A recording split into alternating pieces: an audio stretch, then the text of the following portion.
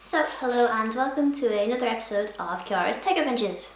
So today I'm going to be doing a review on the HD650 Sennheiser headphones that I got for Christmas. So these were an upgrade to my Sennheiser Game Zero headphones. I did want to get the HD6XX from Mastrop instead of the original HD650s, but unfortunately when I went to go buy them before Christmas, the EU version went out of stock on Mastrop, and these ones actually came up on eBay for quite a lot cheaper, so I was just like, oh, I might as well just go for the originals at this point. Right, so the build quality of these is miles better than my Game Zeros. So these are my Game Zeros. I don't know if you can see, they are covered in white fluff as well from my rabbit, but the paint is like chipping away really quite badly on both sides of the headband, well, around the ears. So it's all like chipped off here. You can see like the yellow parts there. But these ones don't seem to have like the kind of same paint job. These ones do feel like a lot more, I don't know, like solid plastic, whereas these ones feel like okay plastic and then just like a crappy paint job put on top. So the HD650s are a mix of metal and plastic, so like headband and around the ears here is plastic, but then obviously you can see here the grills are metal. So as for the headband, now my Game Zeros have the same kind of padding, but they don't have the little dip in here, but the padding is very similar between these two Sennheiser headphones, and I've never had any issues with the Game Zeros. So the padding on the headband is enough for me. Some people may think it's not enough, but honestly these are like so light that you can't feel it on your head anyway, so the padding is definitely sufficient. So one issue that I actually did have, and I have seen quite a lot of people complain about with these headphones, is the tightness of the headband, so like the clamping force on your head. Now it didn't affect me that much because I actually do have quite a small head, but even I could notice it when I first got these. So they are quite tight when you begin with, but after a couple of days of wearing them in, they were fine for me. But if you have a larger head, it might take longer to wear them in, but they definitely do wear in from what I've seen on the interwebs. So the cable. Right, so the one that you get with the HD650s is quite long. I think it's 3 meters, and it is the big cable.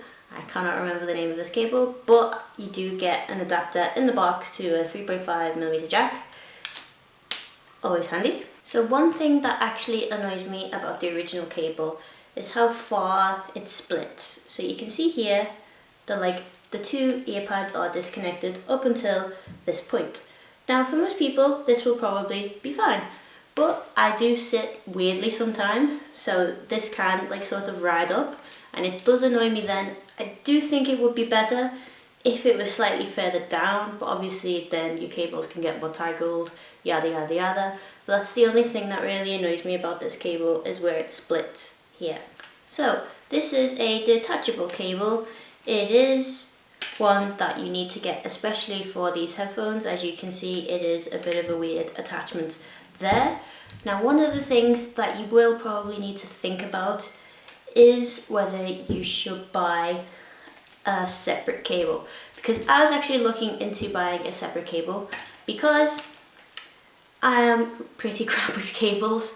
So the majority of the time I have to replace my headphones because the cable breaks, which is why I opt for detachable cables now on headphones. Now I was actually looking at replacements for these. I was looking for a bit of a shorter one. Now the long cable doesn't bother me because I have it at my desktop, but I don't need this long of a cable for it to reach behind my desktop. Half this long, probably 1.5, would be fine for me. So that's what I was looking for. But the issue is, if you want to find a cable that has the same kind of quality as the original one that you do get with the Sennheiser headphones, it can be quite expensive. But the saving grace here is if you buy the 6XXs, it comes with a shorter cable already. So if the cable does bother you that much and you're not willing to spend an alright amount of money, I think I saw you could buy some custom ones for about 40 British pounds. That is quite a bit of money for a cable, but if you want to get the same sound quality, then that's what you're going to have to go for. Right, now for the sound quality. So as I always say on my headphone reviews, I am not an audiophile, so I can tell the difference between, you know, like £10 headphones and like these headphones, but I'm not going to be able to tell you like the full spectrum of the wonders of the sound quality that this outputs. So the headphones that I compared these with are my Game Zeros down there, and I also have a pair of DT990 Beyerdynamic headphones. So compared with the Beyerdynamics, this is going to be no surprise to anyone who's listened to any Beyerdynamics, the mids are definitely way higher on these ones. So Beyerdynamics usually do have like recessed mids, so you can definitely tell that the mids are definitely a lot louder on these. But compared with my Game Zero headphones, they are definitely just a much better all-rounder. So the sound is a lot warmer, it feels a lot fuller, and it's just clearer overall. So I have seen people say that these are quite a warm headphone compared to a lot, but if you listen to other Sennheiser headphones, you'll probably be used to it. And I have definitely noticed comparing these to my Game Zeros, I can hear a lot more different instruments in the songs that I'm listening to, and everything is just clearer in general. One thing about the sound on these though, so all of the headphones that I've compared these with are open back, and these are open back as well. However, the sound leakage on these is insane, so I wouldn't recommend you using these anywhere outside your own home, because anyone who's around you is also going to be listening to the same music that you are. So now to driving these headphones. Obviously the Game Zeros are they're a decent headset, but you don't need a lot to drive them. So I was a bit worried when I grabbed these. If I can remember correctly, the impedance on these is about 250. I think that's the same as the Beyerdynamics, which we have upstairs, the 990s. They should be about 250 ohms as well. So we do have a Modi Magni stack. Now, I tried these with the Modi Magni stack, but the issue is that's usually reserved for the Beyerdynamics. So I don't really want to have to shell out again for another Magni Modi stack, or maybe a tube amp or something like that. But I just wanted to drive these properly. Looking online, everyone recommends an amp for these headphones, so I was a bit skeptical. But I actually have a Sound Blaster Z sound card in my PC. I tried that with these, and it was actually fine. Like, I've had no issues. I haven't been able to tell really any sound quality difference between the Magni Modi stack and my Sound Blaster Z. So my PC, at least with that sound card, seems to be able to drive these pretty well. Now, also another thing, I actually tried them in my MacBook Pro, and at 100% volume on the MacBook, they actually do drive them as well. So they don't actually seem as hard to drive as some people say on the internet. So you may not need to invest in an amp at all if you have a decent enough sound card already in your PC, or even your onboard sound card might be enough to drive these as well. Overall, these are definitely my most favourite headphones that I think I have ever tried. So I do have a bias. I love Sennheiser sound, and I always seem to gravitate towards Sennheiser headphones. So I think I'll be using these headphones for a very long time, especially since the build quality is a lot better than my Game Zeros. So I use them for literally everything on my PC, from listening to music, watching movies, and also gaming. So that was the biggest thing that I was a bit iffy about on these headphones.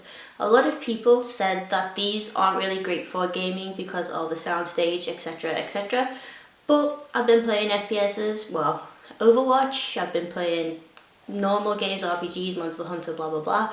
But I haven't had any distinct, clear downsides when I'm playing. So when I'm playing Overwatch, I can still hear where people are coming from. I can still pinpoint where they're coming from. I've had literally no issues, apart from the one time I put them on backwards and didn't realise, and I didn't understand what was going on, but that was pretty much resolved when I turned the headphones back around.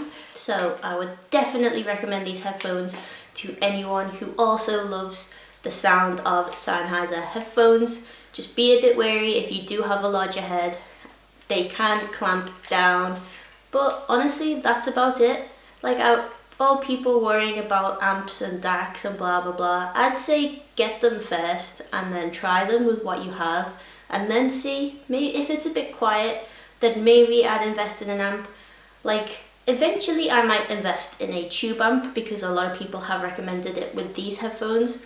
But at the moment, they are definitely just as enjoyable at the moment for me with my onboard sound. Once I get used to it and try it with a tube amp, I'll probably do an update video for you guys.